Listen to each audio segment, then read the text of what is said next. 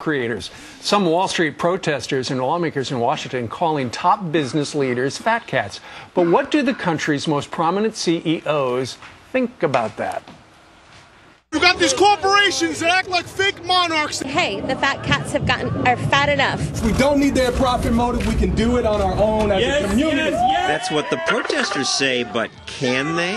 I don't think so. Nor does the president of Best Buy. We live better than anybody else in the world does, but we presume that just happened. It didn't just happen.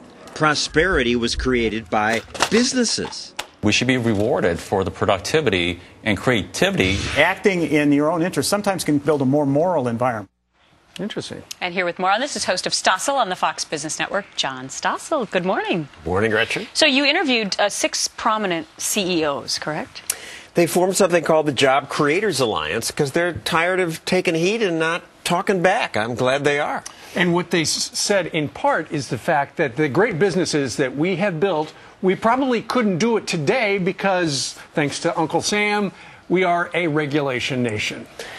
And that's depressing because you take Best Buy, Staples, 2 of these CEOs, 200,000 jobs they created. All these guys said, we couldn't do the same thing today. Too many rules. It's interesting because the guy at the top, the CEO of JP Morgan Chase, one of the most successful banks, Jamie Dimon, coming out this morning and saying that acting like everyone who's been successful is bad and that everyone who is rich is bad. I just don't get it. Most of us wage earners are paying 39.6% in taxes, add another 12% in New York State and city taxes, and we're paying 50% of our income in taxes. He doesn't get this whole fat cat thing and fair share argument that President Obama has, even though he supported him in 2008. But I'm okay. If you want to call them fat cats and say they're greedy, fine. A lot of them are making a ton of money. And hiring a ton of people. That's right. So what? Business, unlike government, can't use force. So if they're doing well, it's because they're pleasing their customers. Rush Limbaugh took heat for saying, what's helped more people, greed or charity? Greed every time. It's absolutely true. Mother Teresa helped a couple thousand people. These job creators created hundreds of thousands of jobs. Well, like Gordon, the pocket chair creator. Exactly right. Yeah. It has to be at least a dozen. Yeah. So, well, Gordon Gekko may say greed is good, but Bernie Sanders, the U.S. Senator from Vermont, says bad. Watch. Corporate greed is running this country. Corporate greed is destroying the middle class. And corporate greed is destroying the dreams and aspirations of millions of American people. You agree with him? The socialist? No, he can call it.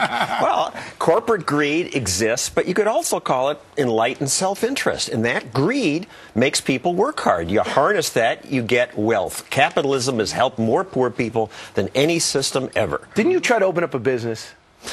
I did. I've done it twice now in Delaware, where we're able to do it legally. I opened up a lemonade stand outside. Did you get a permit?